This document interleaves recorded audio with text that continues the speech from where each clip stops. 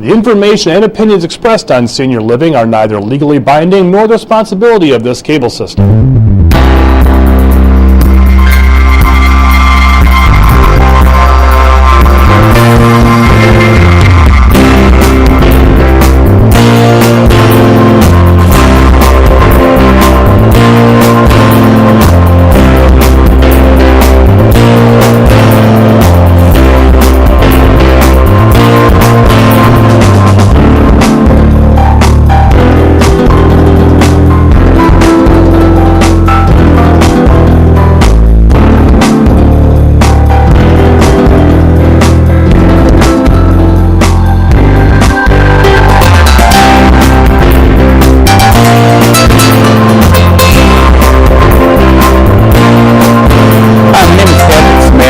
I'm an elder law attorney, and welcome to Senior Living.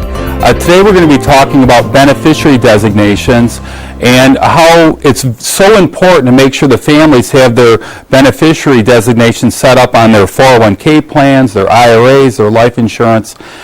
For the last few years, I've been doing Medicaid planning, estate planning, and retirement planning. And the three areas that we always want to talk about with our families are estate planning. We want to make sure that your paperwork is set up right. And we've had a segment on wills and trusts and power of attorneys and medical power of attorneys. The other area that we talk about is financial planning. We want to make sure that all of your finances are set up exactly right so that you can be assured that through the course of your life you're going to have as much money to live on and then pass on a legacy to your family members. And the last area is long-term care planning. With long-term care planning, there's typically three components: long-term care insurance, Medicaid, and VA benefits. Now, we had talks on a lot of these different topics, but it's so important to know that how they all interact between and within each other. So today we're going to be talking about financial planning and your beneficiary designations and how it relates to your estate planning documents. So let's get started. Every mom and dad that come and see me, we typically talk about their estate plan, which is their will and their living trust agreement. And it's very, very common that the plans work out the same way, which is mom, she does a trust agreement. And let's say mom has two kids, Joe and Jim. And I hope my grade school teachers don't watch me because of my poor penmanship. Joe has two kids. Jim has two kids. Very, very common for a mom that says if she passes away, she wants her money to go down to her two children, Joe and Jim. But what happens if Joe passed away before mom? A lot of moms would want Joe's share to go down to his children, her grandchildren. So that's the typical estate plan, and that's where we want to make sure that all of your paperwork is set up right. Now, what I want you to do between now and the next time you see this show, go out and get your estate planning documents, your will and your trust agreement, but also go out and look for your other assets. If you have a 401k plan, an IRA, a 403b, if you work for the federal government, if you have a thrift savings plan, go get those beneficiary designations on those forms. And this is why it's so important.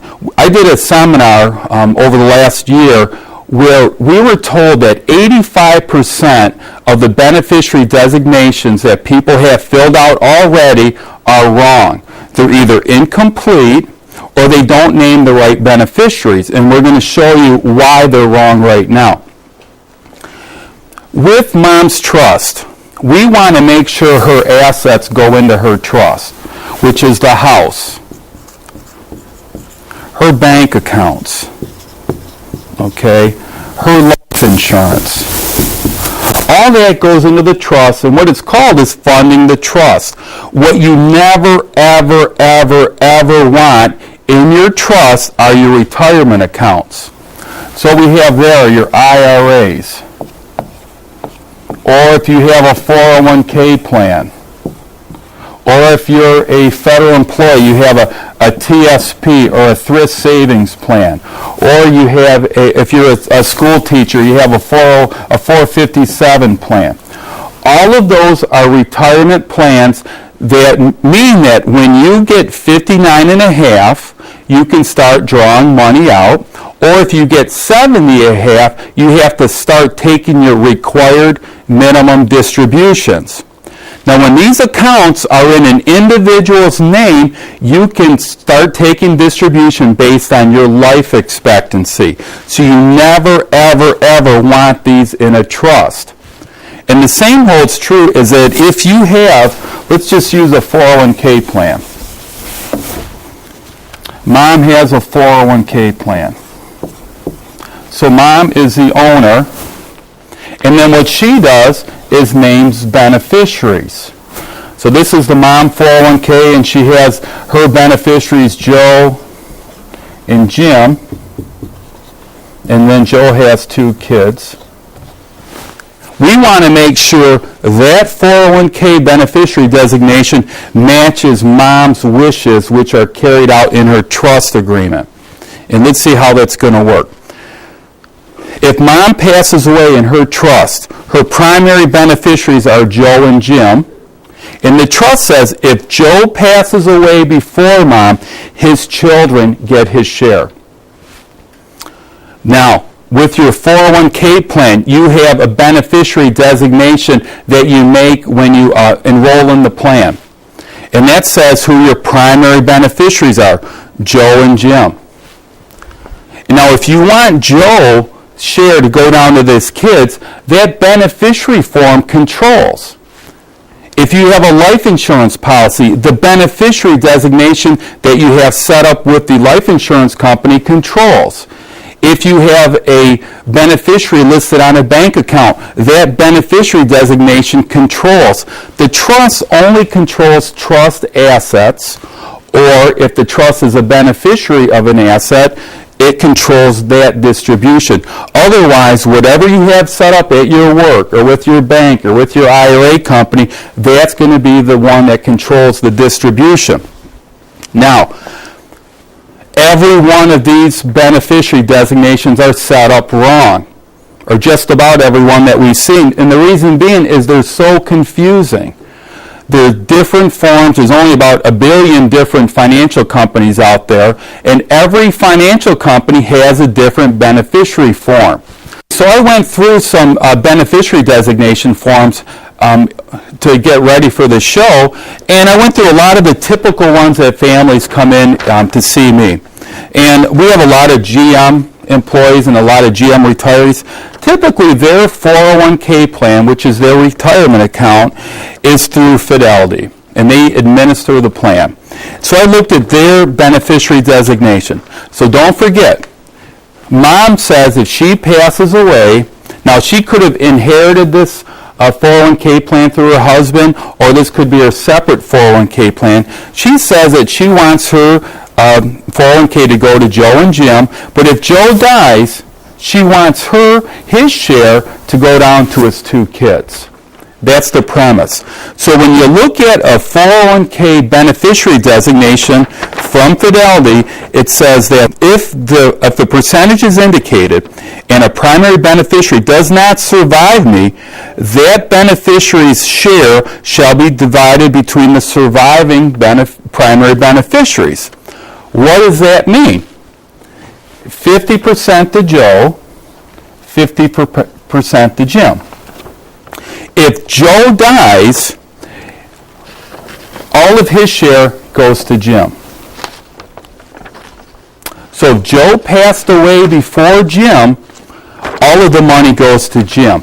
Under this Fidelity beneficiary designation form, all of the primary beneficiaries have to pass away before they go down to the contingent beneficiaries. So with this form, and if you have a Fidelity 401k plan, go look it up. It's set up that if you want your money to be divided between your children, if one of your kid dies before you and you want his share to go to his kids, it's set up wrong. It has to be changed. Next one, 403B. Like if you're if you have a 403B plan, and you go look up your beneficiary form, so go get them out of your file somewhere. It will allow you to designate. Now this one is with Vanguard, and it says, to my descendants who survive me, per stirpes. Now what that means is if Joe dies before mom, his share is going to go down to his children. So with that form, it gives you a lot of different pages and a lot of different opportunities to identify beneficiary designations. Here it lays it out really nice for you. So you can pick and say, okay, it says, hey, if my son dies before me, I want his share to go to his kids. You check it off on the form. It works great. All right? Next one. This is the greatest one. This is the greatest one that I saw so far. If you're a federal employee, let's say you work at TACOM, and you have a federal thrift savings plan. That's the federal employee retirement plan. Now, with that form, they fill it out great for you. It says, identify who your primary beneficiaries are. So you list those. Now, if you read the instructions, which a lot of people don't, and it's funny, I just heard that more people spend more time planning their vacation than they do planning their retirement. So this one says, if you don't do anything, when you're designating your beneficiary on your thrift savings plan, so if you don't make any elections at all, that plan identifies who's your beneficiaries. And the plan says, well, if I die, it goes to my spouse. If I have no spouse, it goes to my children equally, or the descendants of a deceased child by right of representation. So if you don't do anything on the form, it says it's going to go to Joe. If he dies before you, it goes to his two children. Now that's great. However, if you make a designation, they have to follow the designation. And right after our break, I'm going to go into how that works on this thrift savings plan. So I hope you're excited about this. During the break, run out and get your beneficiary forms if you can get them, or the next time you come back, have them, and we'll go over your plan specifically. I'll see you in a minute. Every family has the family meeting, and we all know what that means. Dad's got dementia. What are we going to do? What's the care plan that the family has in place? And usually they don't, or they struggle with a care plan because they don't know what services are available out there, and they really don't know what's out there to help pay for those services to keep mom and dad home longer. When you go home tonight and you talk to your family, and you talk to your tax person, and you talk to your financial person, and you talk to any one of your advisors, I want you to look at them and say, what's the plan that you have in place? What's the care plan specifically for me today? And as soon as they don't give you an answer, give me a call, because I can do it for you. Okay, thanks for tuning back in. My name is Patrick Simasko, and this is Senior Living. We're talking about the beneficiary designation forms on federal employees' thrift savings plans. Now, again, if you don't do anything on the form, you don't make any election at all, it's going to go from dad to mom to the kids, if Joe dies, to his kids. However, it says if you make a beneficiary designation, it goes to those primary beneficiaries. If one dies, it goes to the other primary beneficiaries. So on the front page of that form, it says designating your beneficiaries, and it lays it out. It doesn't tell you to lay out contingent beneficiaries. It's very confusing. So if you start filling out the form like they want you to do, if you don't do it exactly right, Joe dies, it goes to Jim. Now, how happy is Jim? He's happy. Okay, he's going to get all of the money. Now, a lot of families come up to me and say, Pat, if it's in Joe and Jim's name, well, Jim knows that Mom wanted Joe's share to go to his kids. And a lot of times, that son or daughter will give the money to the kids. If you have a joint bank account, Mom dies, it goes to Jim, he absolutely can split up the money between his brothers and sisters or nieces and nephews. The trouble is with a 401k plan, the whole benefit of having a 401k plan or other retirement account like an IRA is that you want to be able to stretch that benefit. You want to be able to stretch that payout to the kids or grandkids as long as possible. This is how it works. When Mom has her money in her 401k plan, the best thing about those 401ks is that you put the money in tax deferred. You put it in when you have a high tax rate, so when you can retire, you can stretch it out and take your required minimum distributions over your whole life expectancy and pay the tax as you go along.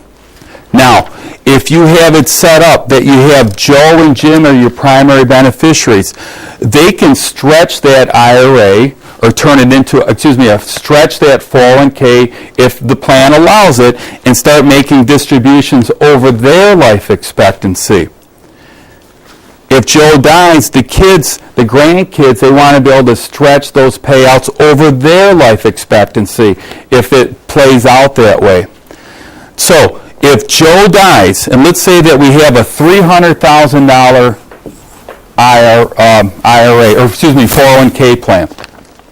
You want $150 to go to Joe, $150 to go to Jim.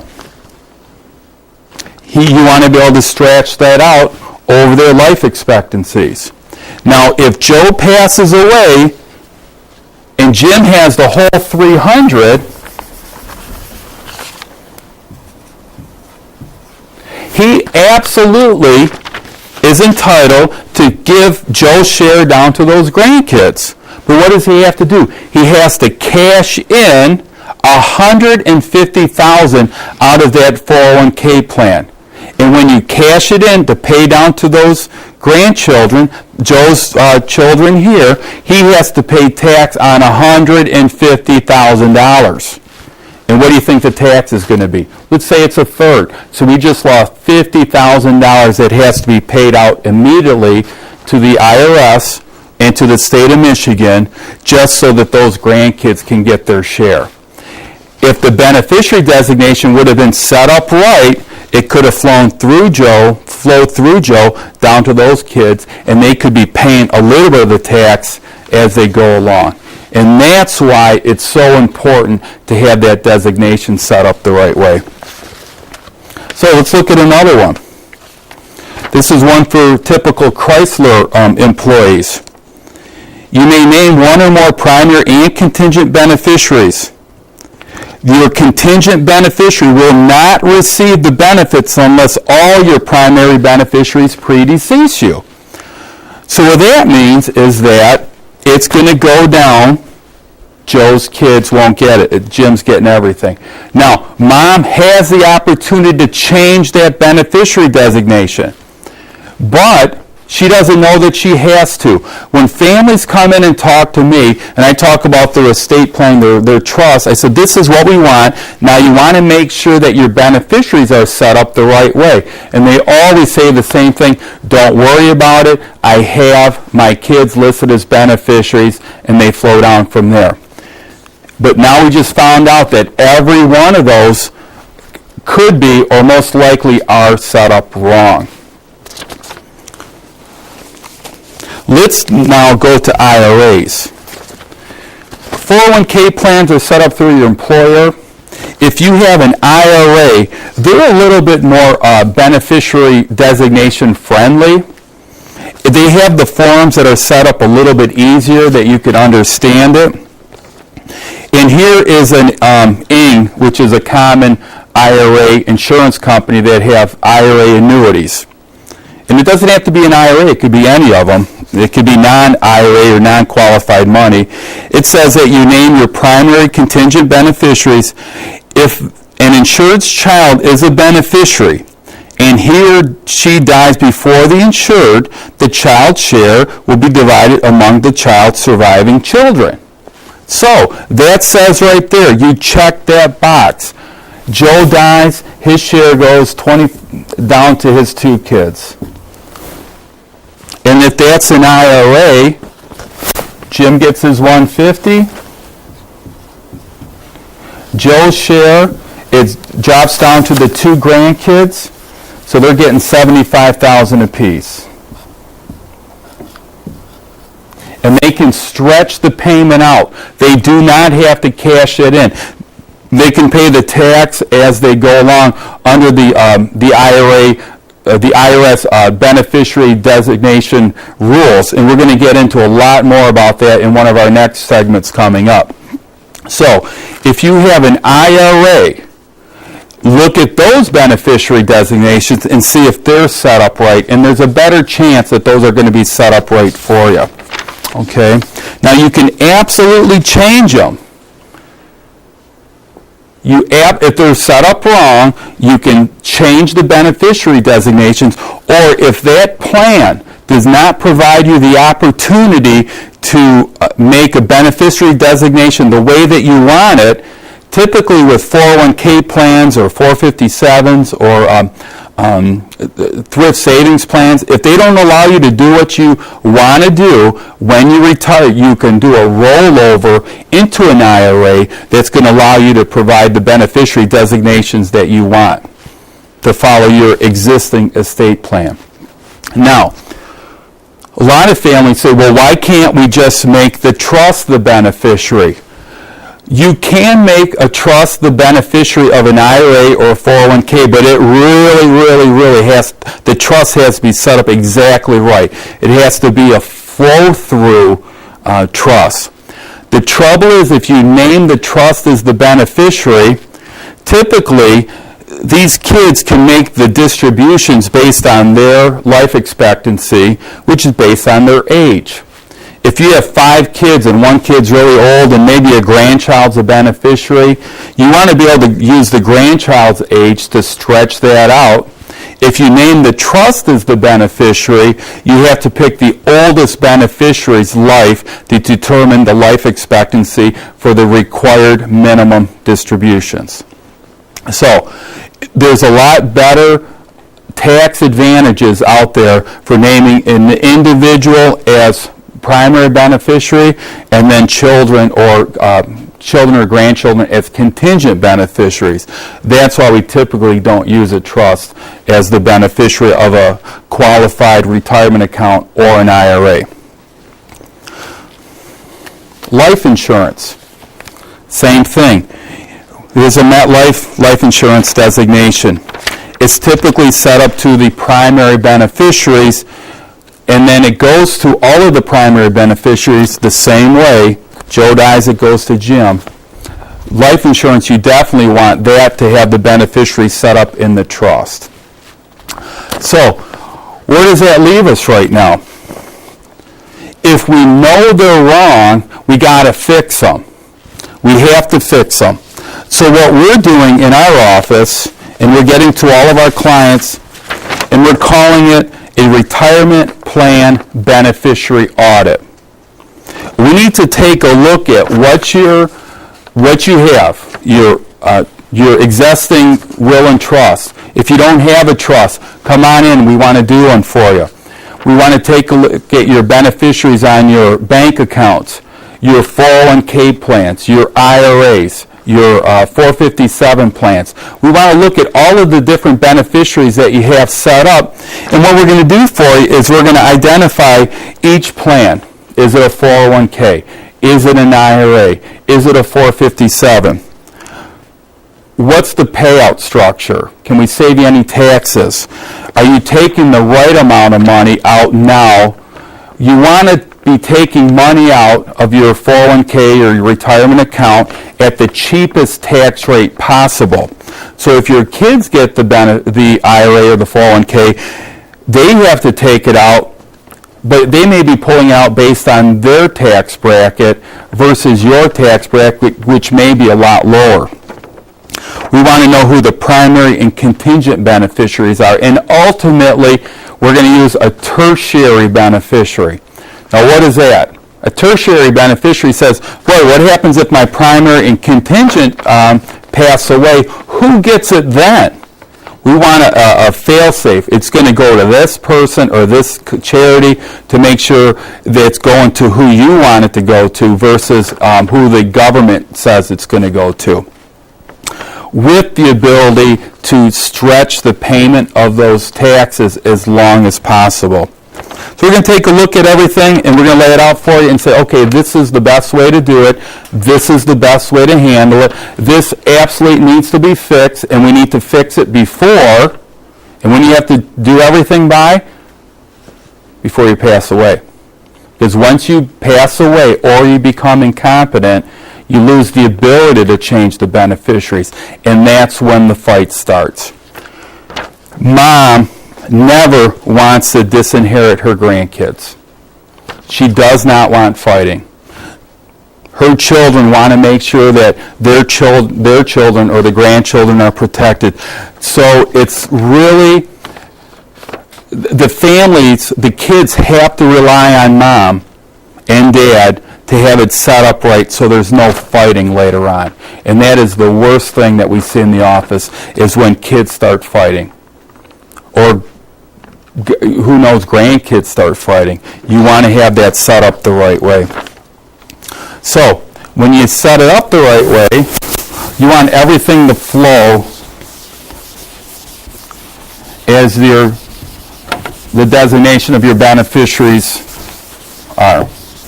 So what we want to have you do is come on in the office, and when we take a look at everything, we're going to make sure your estate planning is set up the way you want it, along with your financial planning documents are set up the way that you want it.